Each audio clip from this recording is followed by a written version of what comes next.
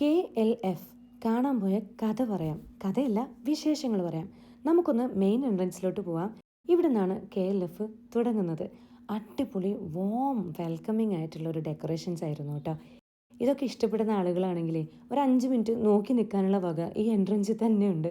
ഇനി നമുക്ക് നമ്മളെ കാര്യത്തേക്ക് വരാം. ദേണ്ടടാ നമ്മുടെ പാത്തുമ്മയുടെ ആട്. ആ ഏതോ ഒരുവൻ ഇരിക്കുന്നതേ എൻ്റെ പ്രിയപ്പെട്ട എഴുത്തുകാരൻ വൈക്കം മുഹമ്മദ് ബഷീറിൻ്റെ നമ്മുടെ ബേപ്പൂർ സുൽത്താൻ്റെ കസേരയിലാണ്. ഇവിടെ നമ്മുടെ കോഴിക്കോടിൻ്റെ സാഹിത്യ ചരിത്രം മൊത്തം പേസ്റ്റ് ചെയ്തിട്ടുണ്ട്.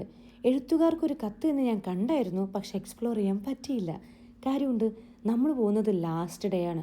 അതുകൊണ്ട് തന്നെ എല്ലാം ഇരുട്ടുന്നതിന് മുൻപ് കാണണമെന്നുള്ളൊരു തിരക്കായിപ്പോയി. ഇതാണ് KLFൻ്റെ ഒരു സ്റ്റേജ്, മാംഗോ.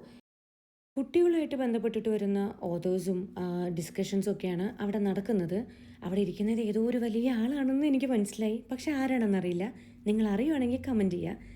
നെക്സ്റ്റ് ഞങ്ങൾ കയറിയത് ഈ ഒരു എക്സ്പീരിയൻസ് സെൻറ്ററിലേക്കാണ്.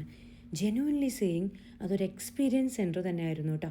ഫസ്റ്റ് എൻ്റെ കണ്ണ് സ്ട്രൈക്ക് ചെയ്തത് ഈ ഒരു സ്റ്റോളിലേക്കാണ്. പേരാണ് കാരണം, കുല. പിന്നെ അവിടെ നടന്നുകൊണ്ടിരുന്ന ഗംഭീര ഡിസ്കഷനും. ഇതെന്തരപ്പാ ഇത്ര വലിയ ഡിസ്കഷൻ എന്ന് വിചാരിച്ചാണ് പോയി നോക്കിയത് കേട്ടോ. നോക്കുമ്പോൾ ഇതാണ് കാര്യം. Breaking bread is breaking silence.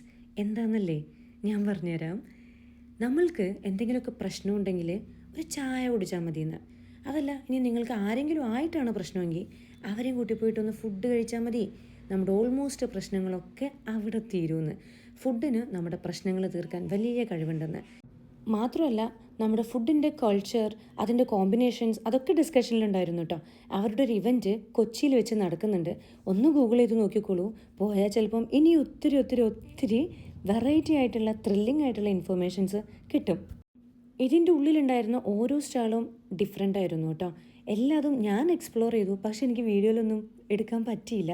ആ 25 എന്ന് എഴുതിയത് കണ്ടില്ലേ, അവിടെ മൊത്തം റോബോട്ടിക്സ് ആയിരുന്നു. അടിപൊളി എക്സ്പീരിയൻസ് ആയിരുന്നു കേട്ടോ. നമ്മുടെ റോബോട്ടിക്കായിട്ടുള്ള പട്ടിക്കുട്ടിയൊക്കെ ഉണ്ടായിരുന്നു. ഇത് സെൻസിങ് ആയിട്ട് ഓടുന്ന വണ്ടിയാണ്, നമ്മൾ കൈയൊക്കെ വെച്ച് നിർത്താനൊക്കെ പറ്റുന്ന. പിന്നെ ആയിഷക്കുട്ടിക്ക് ഇത് എക്സ്പ്ലോർ ചെയ്തേ പറ്റുള്ളൂ എന്നൊരൊറ്റ നിർബന്ധം. ഒന്നും നോക്കിയില്ല, ഫ്രീ അല്ലേ, ചെയ്തോട്ടെ. ഇതെന്താണെന്ന് മനസ്സിലായോ? ഇതാണ് 3D പ്രിൻ്റർ. ഞാനിത് വീഡിയോസിൽ മാത്രമേ കണ്ടിട്ടുള്ളൂ കേട്ടോ. നമുക്ക് എന്ത് രൂപമാണോ വേണ്ടത് അതവിടെ സൈഡിൽ നമ്മൾ ഇത് കൊടുത്തു കഴിഞ്ഞാൽ, ഇൻപുട്ട് കൊടുത്തു കഴിഞ്ഞാൽ ഔട്ട്പുട്ടായിട്ട് ഇതുപോലെ നമ്മൾ പറഞ്ഞ രൂപങ്ങൾ ഇങ്ങ് കിട്ടും. അടിപൊളിയല്ലേ? ഇതാണ് 3D സ്റ്റിക്കർ കട്ടർ. അവിടെ ബഹളമായിരുന്നു ഇഷ്ടപ്പെട്ട സ്റ്റിക്കർ കിട്ടാൻ. നമ്മൾ അടുത്ത സ്റ്റേജിലോട്ട് കയറിയിട്ടോ, അക്ഷരം. അവിടെ ഏതോ ഒരു ആക്ഷേപഹാസ്യ നാടകമാണ് നടന്നുകൊണ്ടിരിക്കുന്നതെന്ന് എനിക്ക് മനസ്സിലായി. പക്ഷെ വിഷയമോ മറ്റു കാര്യങ്ങളോ ഒന്നും സത്യം പറഞ്ഞാൽ ഓടിയിട്ടില്ല. നമ്മൾ ഇടയ്ക്ക് വെച്ചല്ലേ കയറി വരുന്നത്. നീണ്ട ക്യൂ കണ്ടോ? എന്താണെന്നല്ലേ, സിഗ്നേച്ചർ. അത് തന്നെ, നിങ്ങൾ വാങ്ങിക്കുന്ന പുസ്തകത്തിൽ ആ ഓർഡർ തന്നെ ഒപ്പിട്ട് തരും. എന്താല്ലേ, അതൊരു വെറൈറ്റി എക്സ്പീരിയൻസ് ആണ് കേട്ടോ. ഒപ്പ് കഴിഞ്ഞ് നേരെ പോയത് കഥയിലോട്ടാണ്. ഇരിക്കുന്നു നമ്മുടെ ലെനയുടെ ഹസ്ബൻഡ്. അല്ല, അങ്ങനെയല്ല പറയേണ്ടത്. മൂപ്പര് ഒരു അടിപൊളി ഫേമസ് ആയിട്ടുള്ള ആസ്ട്രോനോട്ടാണ് കേട്ടോ. പിന്നെ പോയത് വാക്കിലോട്ടാണ്. വാക്കിലിതേ കാര്യമായിട്ട് സംസാരിച്ചുകൊണ്ടിരിക്കുകയാണ്. ആത്മീയതയാണ് വിഷയമെന്ന് തോന്നുന്നു. ചെറുതായിട്ട് അതുമായിട്ട് ചുവയുള്ള കാര്യങ്ങളാണ് ഞാൻ കേട്ടത്. കണക്ഷൻ അങ്ങ് കിട്ടാത്തതുകൊണ്ട് നേരെ അവിടെ നിന്ന് ഇറങ്ങി തൂലികയിലേക്ക് അങ്ങോട്ട് കയറി. അവിടെ കണക്ഷൻ ഒട്ടും കിട്ടാത്തതുകൊണ്ട് നേരെ ഇങ്ങ് ഇറങ്ങി. ഇവിടെ എന്നെ ആകർഷിച്ച ഒരു വെറൈറ്റി ആയിട്ടുള്ളൊരു കാര്യം പറയട്ടെ. ഇവിടെ വെച്ചിട്ടുള്ള ഇത്തരം ബോർഡ്സ് ആണ് കേട്ടോ. ഈ ബോർഡുകളൊക്കെ കണ്ടു കഴിഞ്ഞാലേ നമുക്കറിയാതെ തോന്നിപ്പോവും നമ്മൾ മൊത്തം പ്ലാസ്റ്റിക്കിലാണോ ജീവിക്കുന്നതെന്ന്. സത്യത്തിൽ ശരിയാണല്ലേ. നമ്മൾ എന്ത് നോക്കിയാലും ഏത് നോക്കിയാലും എല്ലാതും പ്ലാസ്റ്റിക് തന്നെ. യൂത്തിൻ്റെ ഒരു വലിയ ക്രൗഡ് തന്നെ അവിടെ ഉണ്ടായിരുന്നു കേട്ടോ. കാരണമുണ്ട്, ആകർഷിക്കാനുള്ള പലതും അവിടെ ഉണ്ട്. ഈ ഒരു ഷോപ്പ് കണ്ടോ, ഇതിൻ്റെ ഇൻറ്റീരിയറാണ് സത്യം പറഞ്ഞാൽ അവരവിടെ സെല്ല് ചെയ്തുകൊണ്ടിരുന്ന പ്രൊഡക്ട്സിനേക്കാളും ആകർഷണം. Simple and classic. ഇനി കാരിക്കേച്ചർ ആർട്ടിസ്റ്റുകളുണ്ട്. അടിപൊളിയായിട്ടാട്ടോ അവർ വരയ്ക്കുന്നത്. ചിലരൊക്കെ പേയ്മെൻറ്റൊക്കെ കൊടുത്തിട്ട് വരപ്പിക്കുന്നുമുണ്ട്. ഫേസ് പെയിൻറ്റേഴ്സിൻ്റെ അടുത്തേക്ക് അടുക്കാൻ വയ്യാത്ത തിരക്ക്. യൂത്തന്മാർക്ക് വേണ്ടിയിട്ട് ഇവിടെ ഫിസിക്കൽ ഫിറ്റ്നസ് നോക്കുന്ന ചാലഞ്ചസ് ഉണ്ട്, നമ്മുടെ ഷാർപ്നെസ് നോക്കുന്ന ചാലഞ്ചസ് ഉണ്ട്. ഇതൊക്കെ അടിപൊളിയായിരുന്നു കേട്ടോ. ഇതെന്നെ വല്ലാണ്ട് അങ്ങ് ടച്ച് ചെയ്തു കേട്ടോ. ഈ മെൻ്റൽ സ്റ്റെബിലിറ്റി വല്ലാതില്ലാത്ത എല്ലാവരെയും ഇത് ടച്ച് ചെയ്യും കേട്ടോ.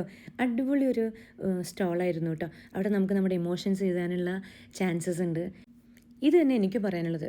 എന്നെ അറിയാവുന്നവരോടൊക്കെ ഞാൻ പണ്ടേ പറഞ്ഞിട്ടുണ്ട്, mental health is very very very important.